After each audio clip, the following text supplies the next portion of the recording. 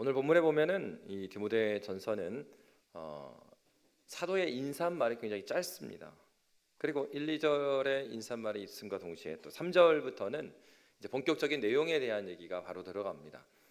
사도가 이렇게 편지를 쓰는데 무단 인사를 짧게 하고 본론으로 들어가는 이유는 무엇일까요? 바로 이 성경은 디모데에게만 편지를 쓰는 것이 아니라 에베소 교회에도 쓰는 편지였기 때문입니다. 그래서 개인적인 어떤 디모데의 안부를 묻는 얘기를 많이 쓰기보다는 바로 에베소 교회에 직면하고 있었던 주요한 문제를 오늘 성경은 다루고 있습니다.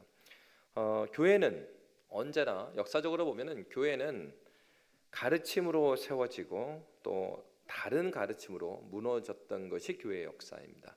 그래서 교회가 우리가 믿는 바 그리스도 예수의 진리를 세대를 통하여서 또 어른들이라 할지라도 우리가 알았던 복음을 다시 한번 전수하는 과정이 없이는 교회는 굳건히 설 수가 없는 것입니다.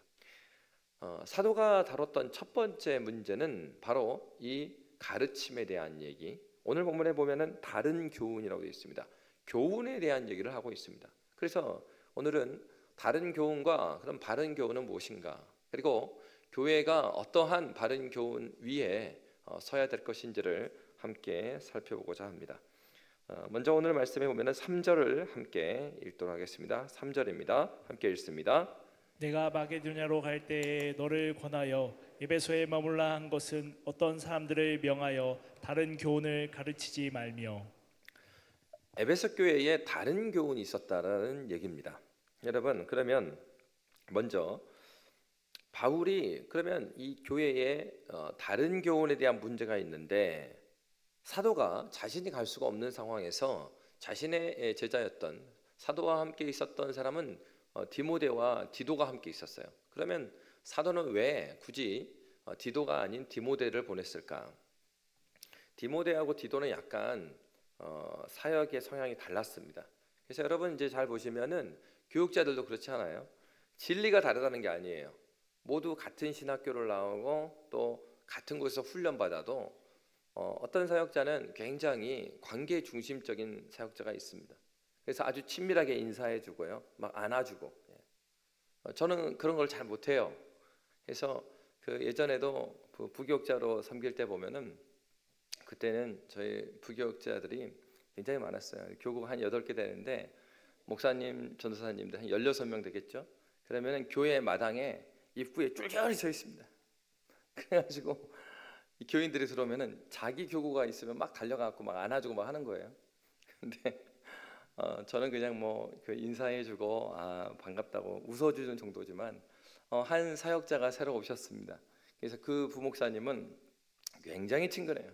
그래가지고 이제 그냥 인사하는 데서 그치지 않고 아기가 나타나면 주저앉아 이렇게 해가지고 아기를 막 안아줘요. 막 오시자마자 인기가 폭발했습니다. 그러니까 어떤 사역자들은 굉장히 이렇게 관계를 잘하시는 분이 있어요. 또 이제 어떤 사역자들은 또 관계는 뭐 그렇게까지는 아니지만은 말씀에 있어서 아주 정확하신 분들이 있습니다. 그래서 이제 말씀을 아주 잘 알아서 성도들을 잘 지도해주고 가르쳐 주시는 분이 있고요. 또 뭐 노예나 총회를 가봐도 어떤 분들이 계시냐면 아주 그 법에 능통한 분들이 있어요.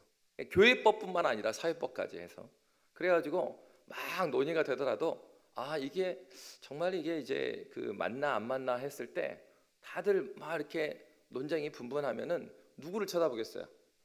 그 목사님을 쳐다보는 거야. 그러니까 똑같이 신앙생활을 했고 또 똑같은 신학교 나오고 똑같이 훈련을 받아도요, 각자 어떤 분은 이러한 저러한 모습들이 있습니다. 마치 디모데와 디도가 그런 것 같았어요. 그래서 사실 에베소 교회에 지금 나타나는 문제는 어떤 관계적인 문제의 측면보다도 진리에 대한 문제가 컸습니다. 그렇기 때문에 사도는 디모데와 디도가 있을 때 디모데를 에베소 교회에 남겼습니다. 왜? 진리의 문제였기 때문에. 그러니까 디모데가 바른 교훈, 다른 교훈에 대해서 바른 교훈을 지도해 줄 수 있는 그쪽의 강점을 가지고 있는 사역자였기 때문입니다. 그래서 오늘 본문은 다른 교훈을 가르치지 말라 이렇게 말합니다. 사도는 말할 때 3절에 보면 내가 마게도냐로 갈 때에 너를 권하여, 그러니까 디모데에게는 권유했어요. 그리고 에베소에 머물라 한 것은 어떤 사람들을 명하여, 사도는 이제 다르게 말합니다. 그러니까 디모데에게는 권유를 하고, 그리고 어떤 사람들, 다른 교훈을 가르치지는 어떤 사람들에게는 명령하는 겁니다.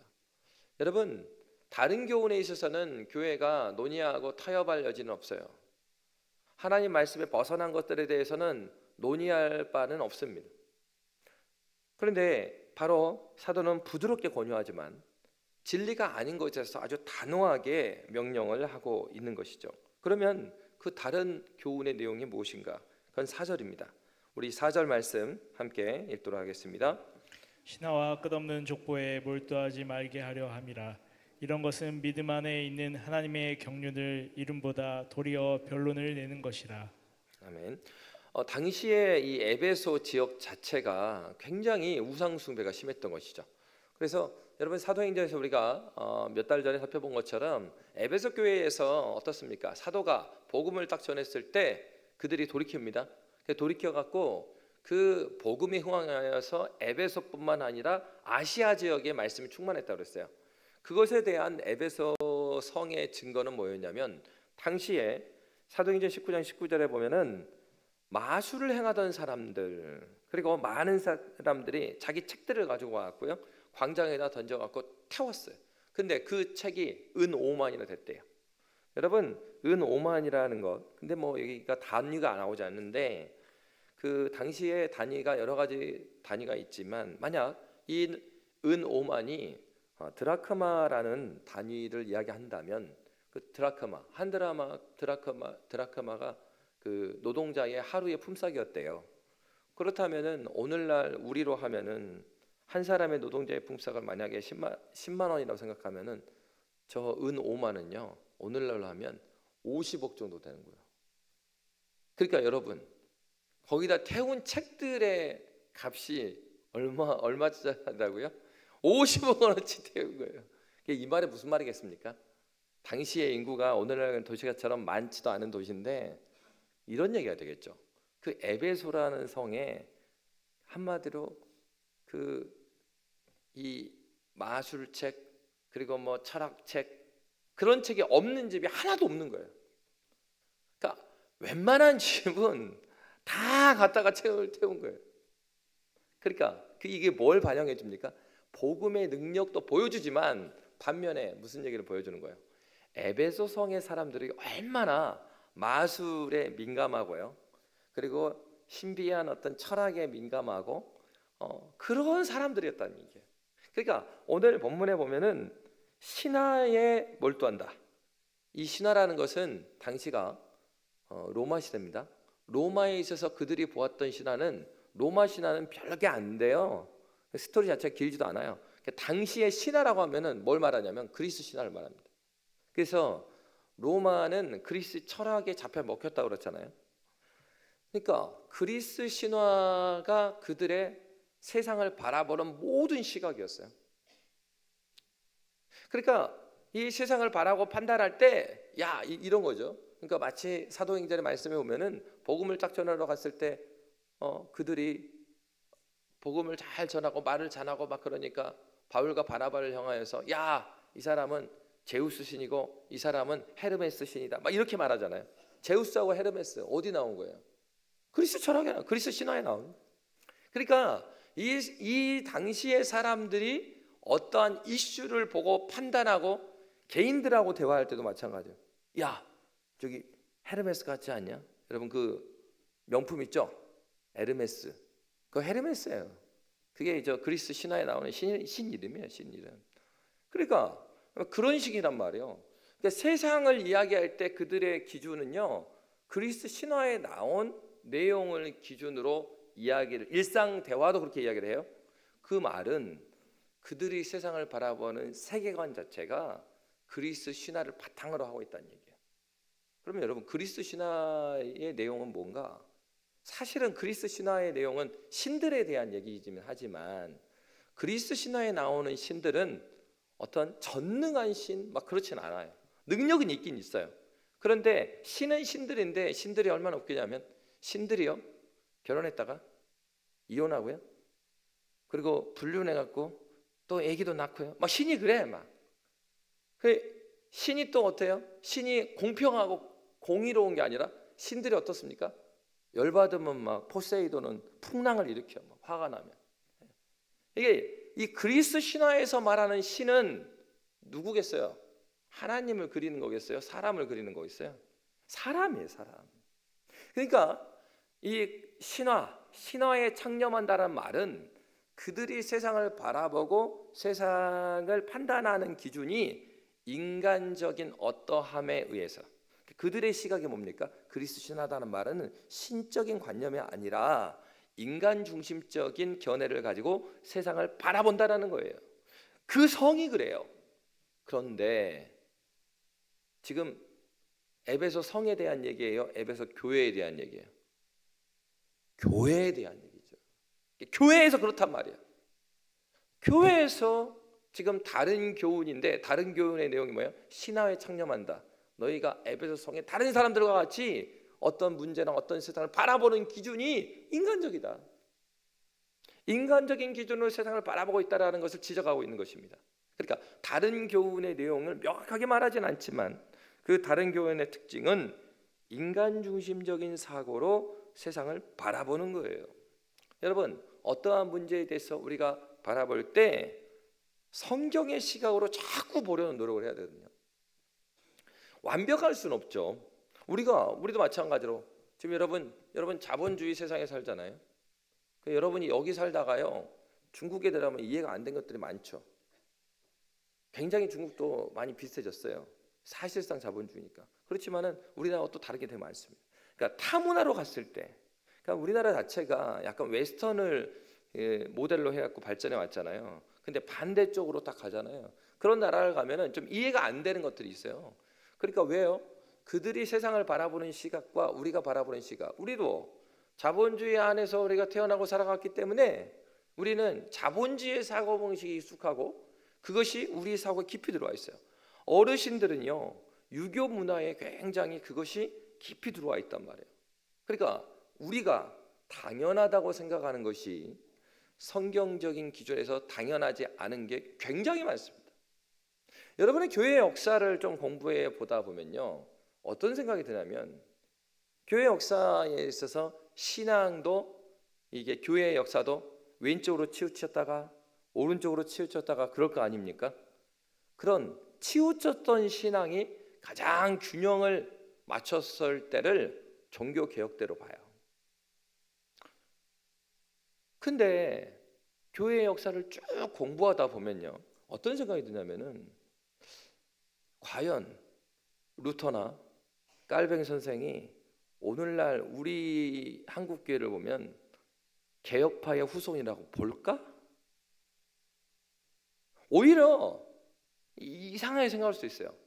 카톨릭도 아니고 개신교도 아닌 교회로 볼 수도 있어요. 그러니까 오늘날 우리는요 이 대한민국이라는 게 굉장히 독특한 나라입니다. 우리 한국 교회 독특해요.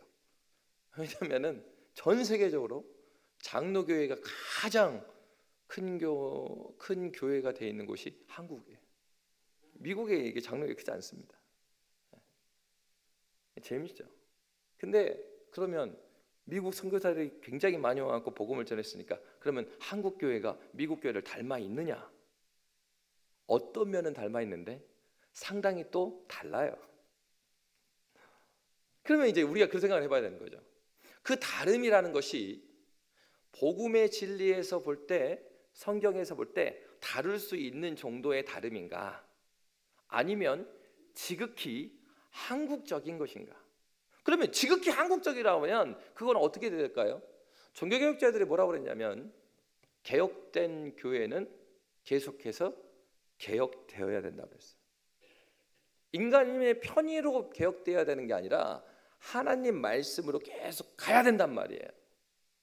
그러니까 여러분이 이거는 교회라면 당연히 그런 것이 아니야라고 생각하는 그 당연함 가운데 굉장히 많은 거는 유교적인 것도 많습니다.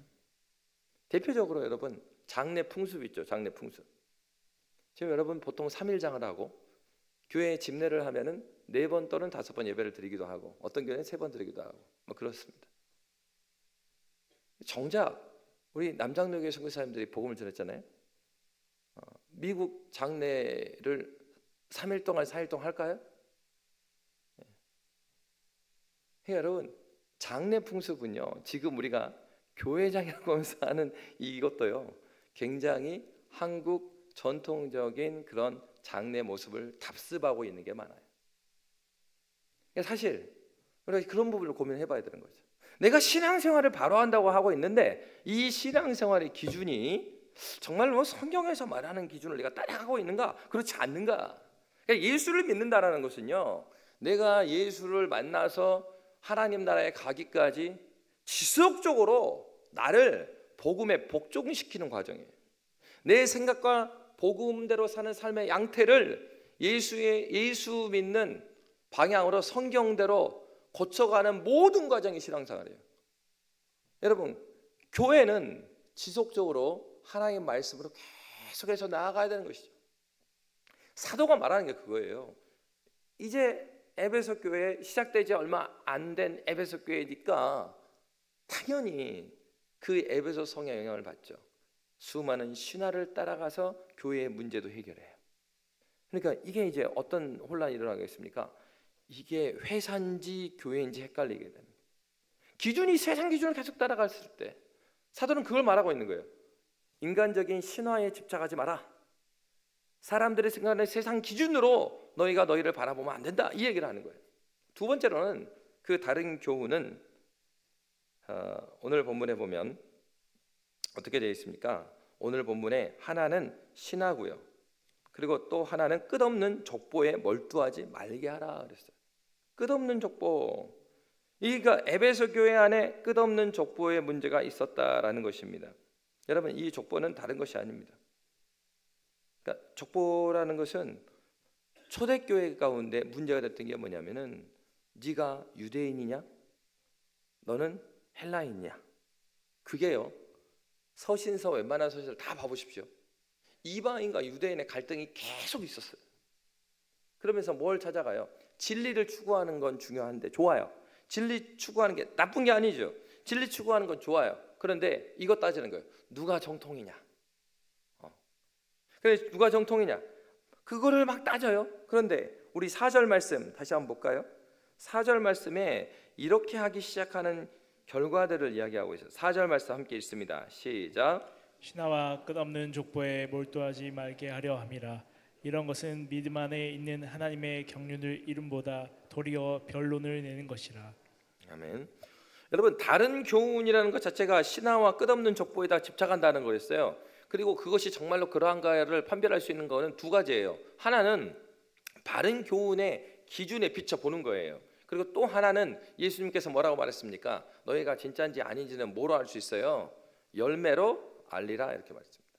그러니까 이렇게 신하와 족보에 집착하는 그 열매를 보면 이 신하와 끝없는 족보 싸움이 뭘 의미하는가? 교회에 유익이 되는가? 하나님 나라의 확장에 도움이 되는가? 이런 걸 봐야 되는 거죠. 진리의 기준이 있고 또 하나는 그 열매의 기준이 있다는 겁니다.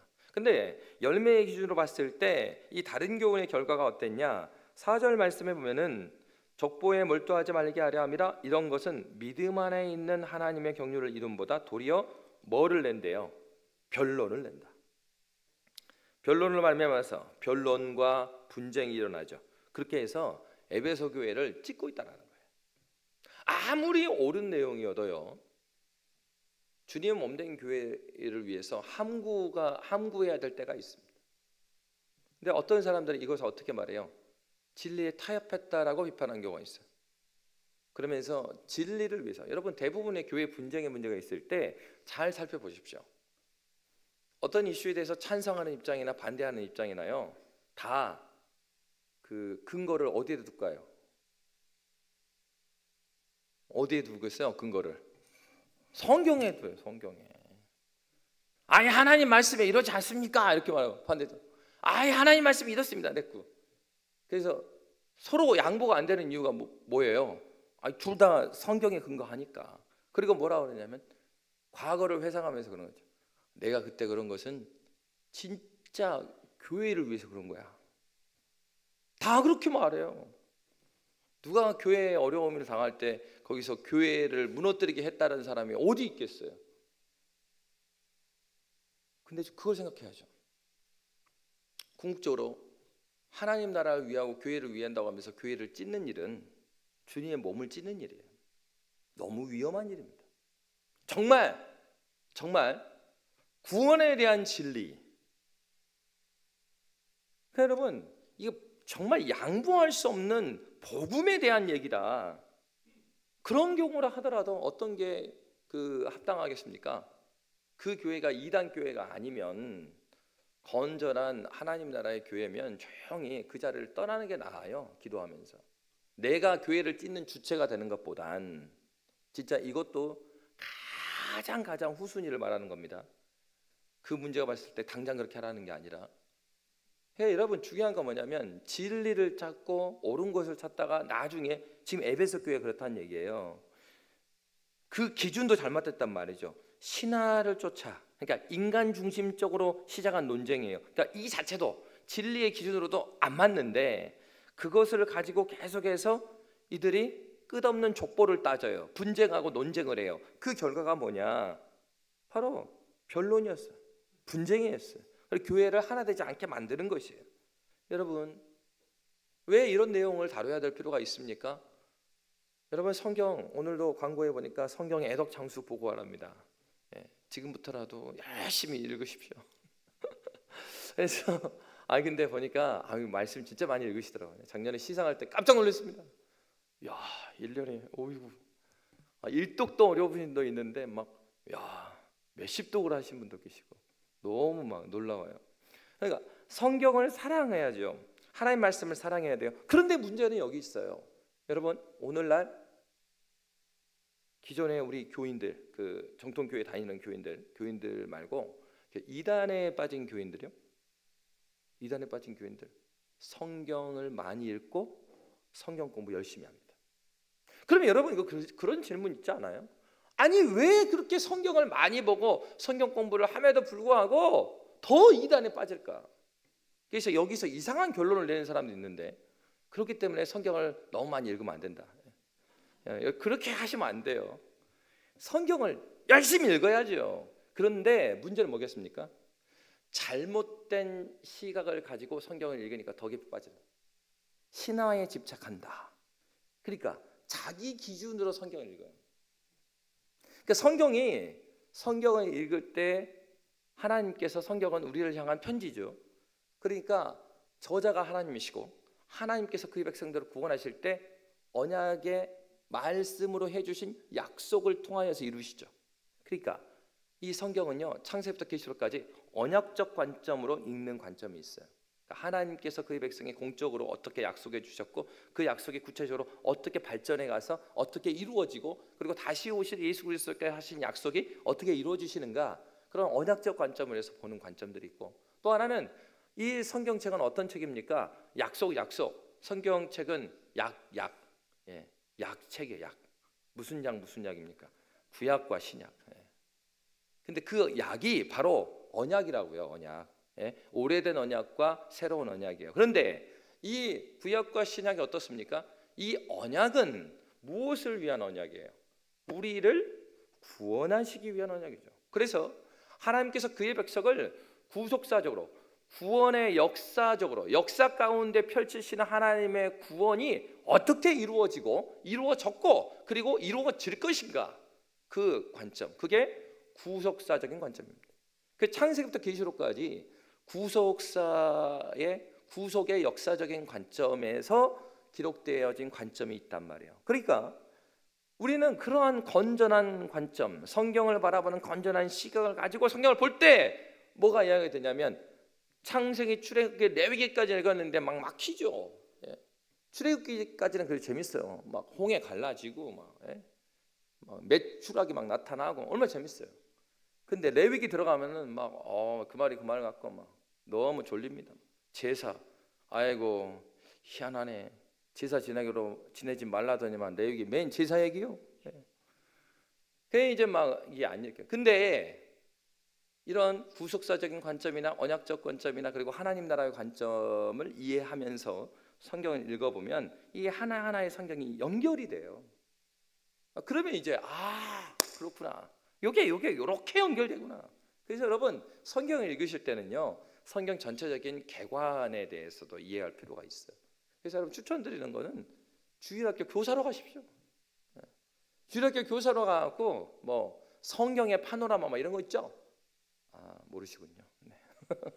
뭐 구약의 파노라마, 신약의 파노라마 아주 간단해요. 성경 공부를 처음 시작할 때 아주 쉽게 접근하는 방법은 교사가 되는 거예요. 왜요? 애들한테 막 복잡하게 막 신학적 용어 가르치고 그렇게 가르칠까요? 아니요. 아주 쉽게 가르쳐줘. 그러니까 창세기부터 계시록까지 전체적인 내용을 알 뿐만 아니라 이 하나님께서 우리에게 쓰신 이 편지가 창세기부터 계시록까지 어떠한 관점으로 쫙 쓰여졌는가. 그래서 비행기를 타고 쫙 전체를 보듯이 한번 보는 거예요. 그리고 짤막하게 모세오경, 그리고 지혜서, 또 선지서, 또 잘라서도 보는 거예요. 그리고 하나하나 더 구체적으로 보는 거예요. 그러면서 이 성경은 어떤 성경이구나. 그러면서 이 성경의 내용을 요약하고 있는 교리 공부를 같이 하셔야 됩니다.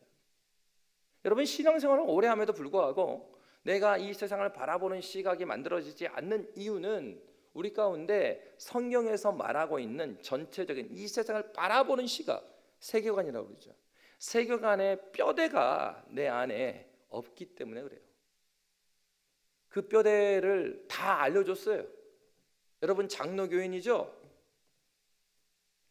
장로교인 맞아요?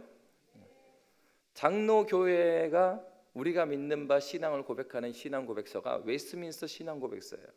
그럼 웨스트민스터 신앙고백서가 너무 어려울까 봐 이 신앙의 선배들이 쉽게 이해하라고 웨스트민스터 소요리 문답이라고 문답으로 만들어 놓은 거 있어요. 아주 간단해요.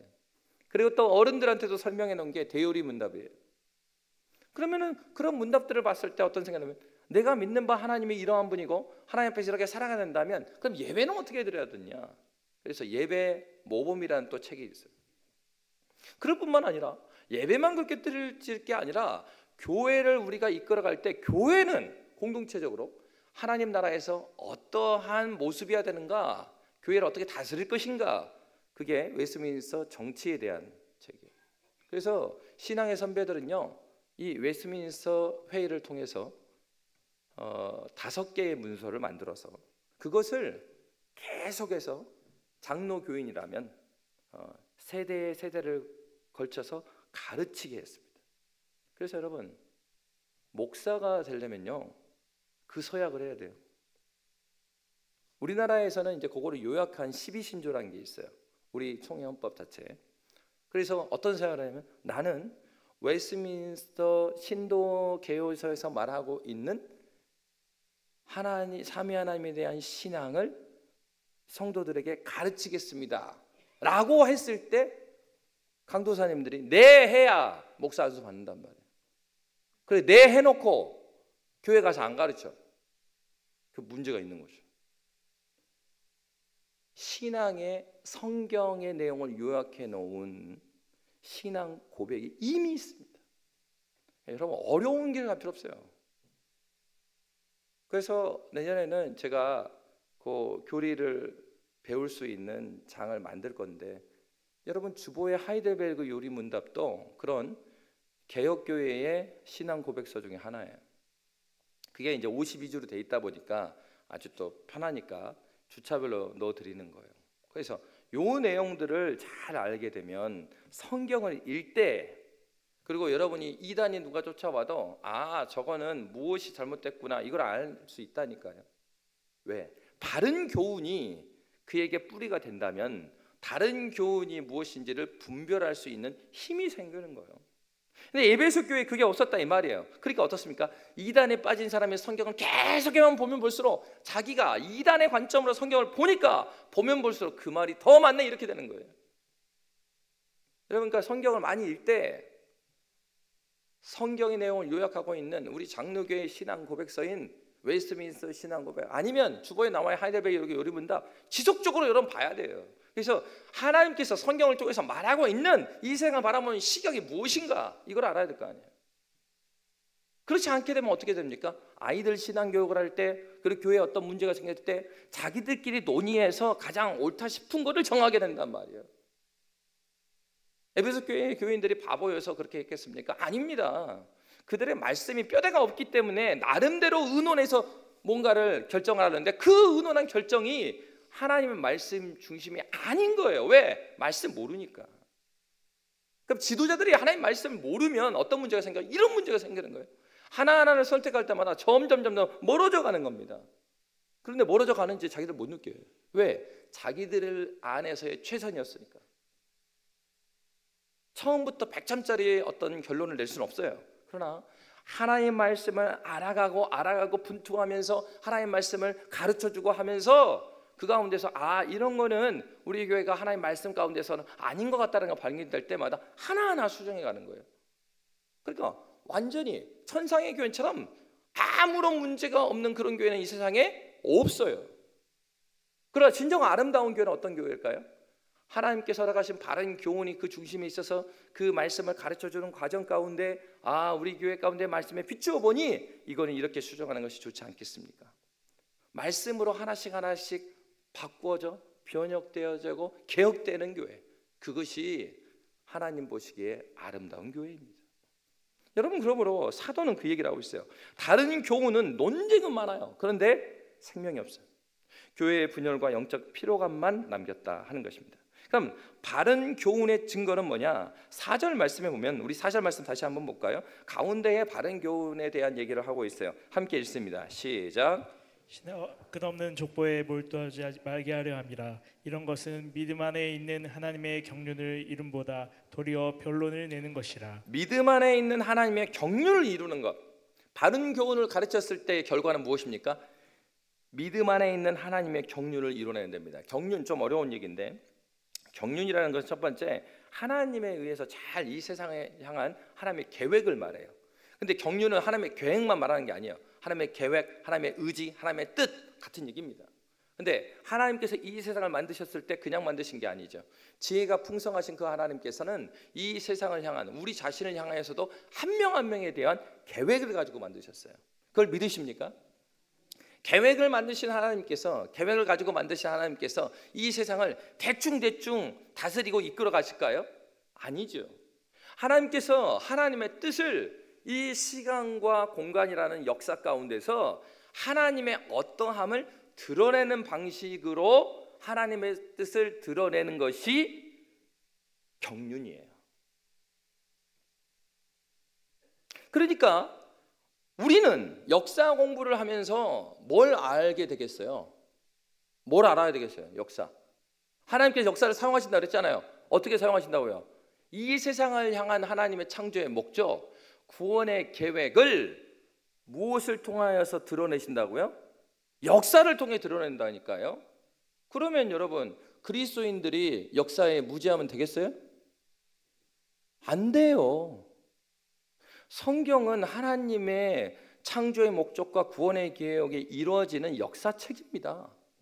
하나님의 뜻이 어떻게 시공간에서 구현되는가. 그러니까 대신에 이런 건 있죠. 역사를 읽어내되 세상의 관점으로 민족주의적인 입장, 무슨 막 있잖아요. 그런 시각이 아닌 거예요. 성경을 읽어내되 하나님의 창조의 목적과 하나님의 구원의 계획의 구속의 관점에서 우리는 이 역사를 바라보는 것입니다. 그래서 여러분, 지난번에 말씀드린 바와 같이 조나단 에드워즈 목사님이 쓴 구속사라는 책이 있어요. 이 세상의 역사도 하나님 나라 중심으로 읽어내는 거예요. 그러면 그런 훈련이 돼 있는 사람은 어떻겠습니까? 우리 일상에 대한 문제도, 그리고 나의 인생에 있어서 결정해야 될 문제도 창조의 목적과 구속의 계획 가운데 교회는 무엇이고, 그리고 우리 가정은 어떤 가정인가, 그리고 나는 누군가, 나의 정체성을 어디서 찾아요? 하나님의 그 뜻에서 찾게 되는 거죠. 그러니까 우리가 무슨 얘기하고 있어요? 바른 교훈을 가르칠 때 우리가 알게 되는 것은 믿음 안에 있는 하나님의 경륜을 이루게 된다는 거예요. 여러분이 성경을 많이 읽고 아까 말했던 신앙 고백서를 알아가고 우리의 믿음의 풍요함이 무엇인지를 알게 될 때 그 결과는 뭐냐? 하나님께서 역사 가운데 어떻게 그 구원을 이루어내신 하나님의 지혜에 대해서 놀라고요. 그리고 하나님의 그 무한하심에 대해서 감동하고요, 하나님의 공의와 그 사랑 때문에 하나님을 찬양하지 않을 수가 없는 거예요. 너무 다른 거 아닙니까? 다른 교훈을 접근했을 때에 교회에 나타나는 것은 분쟁과 변론이었어요. 다른 교훈을 가르쳤을 때는 교회가 하나님을 찬양하지 않을 수가 없는 거예요. 그러니까 여러분, 이걸 잘 봐야 되는 거죠. 정말 내가 하고 있는 어떠한 일들이 주님께 영광이 되느냐, 이것은요, 내가 그 일을 통하여서 더욱더 예배자로 세워져 가는가를 보셔야 됩니다. 우리 구역이 그 일을 통하여서 더욱더 예배자로서 가는가, 우리 교회가 더욱더 그 일을 통하여서 하나님을 경외하고 하나님께 나오고 있는가. 그렇게 간절히 기도해야 되는 건 그거겠죠. 특별 새벽 기도를 해낸 게 문제가 아니라, 주님 정말로 특세를 하고 나서 아이고 이제야 끝났다, 이제부터 쉬자. 언제까지요? 다음 특세까지. 그럼 특세를 할 필요가 없어. 그러려면은 자, 한 주 쉬었으니까 그 다음 주에 특세 다시 시작합니다. 아멘 안 하시네. 그러니까 어때요? 특세를 통해서 기도하자는 거예요. 그러면 특세가 끝났으면 어때요? 주님이 이 특세 가운데 주신 말씀이 있으니 다시 더 깊이 하나님께 나아가자, 베델로 나아가자, 올라가자, 이렇게 해야 돼요. 우리가 간절히 기도해야 되는 건, 하나님, 교회에 많은 사역들이 있는데 그 사역들이 사역으로 묻히는 것이 아니라 주님을 송영하고 예배함으로 나아갈 수 있도록 해주십시오. 그것이 우리가 참된 예배로 바른 교훈을 배워가는 교회인 증거인 것입니다. 저와 여러분이 바른 교훈으로 말미암아 하나님을 예배하고 창조하는 주님의 백성들 되시기를 주 이름으로 축원합니다. 그러니까 바른 교훈의 목적은 5절에 보면 이렇게 되어 있습니다. 자, 5절 말씀 함께 읽도록 하겠습니다. 이 교훈의 목적은 청결한 마음과 선한 양심과 거짓이 없는 믿음에서 나오는 사랑이거늘 바로 이야기하잖아요.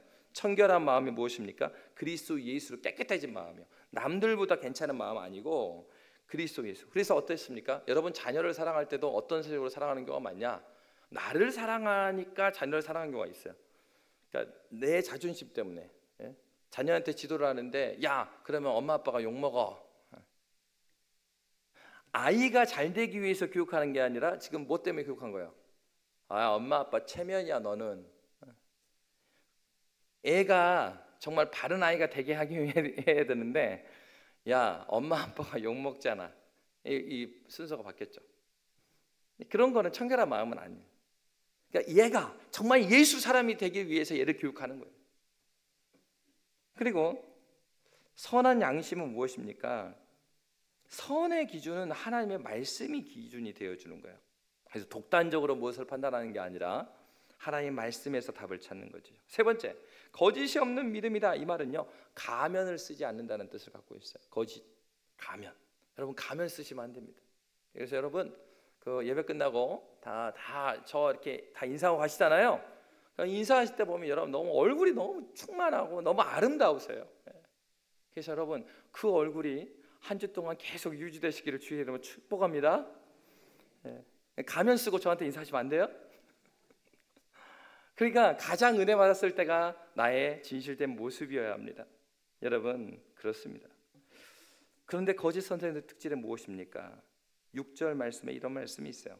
우리 6절, 7절, 6, 7절 같이 함께 읽도록 하겠습니다. 사람들이 이에서 벗어나 헛된 말에 빠져 율법의 선생이 되려 하나 자기가 말하는 것이나 자기가 확증하는 것도 깨닫지 못하는도다. 6절에서 보면 사람들이 이에서 벗어나 헛된 말 한대.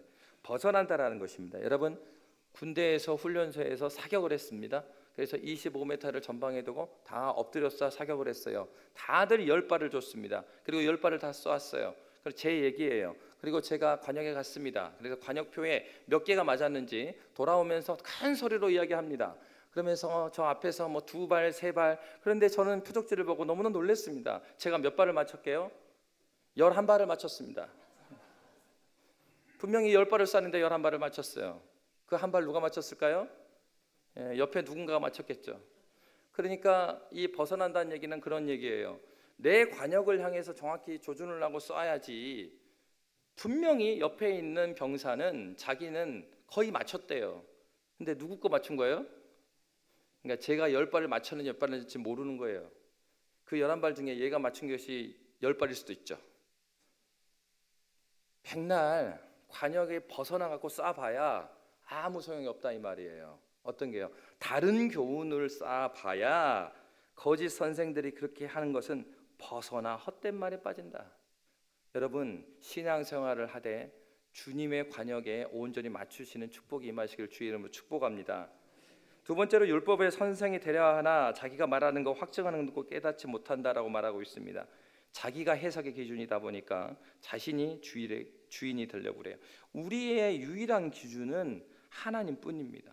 그래서 교회의 권위, 말씀의 권위는 지식적인 우월에 있지 않아요. 하나님의 말씀에 순종함으로 그 사랑이 드러나는 것입니다. 그러므로 다른 교훈의 특징은 교회를 찢는 것이고요, 바른 교훈의 특징은 바른 교훈으로 말미암아 교회가 하나님의 사랑을 경험하는 것입니다. 여러분은 지금 하나님의 사랑 가운데 거하십니까? 우리 옆에 있는 분들에게 축복했으면 좋겠습니다. 바른 교훈으로 말미암아서 하나님의 사랑 충만하시길 주의 이름으로 축복합니다. 기도하겠습니다. 살아계신 하나님 아버지, 주님의 말씀 바라봅니다.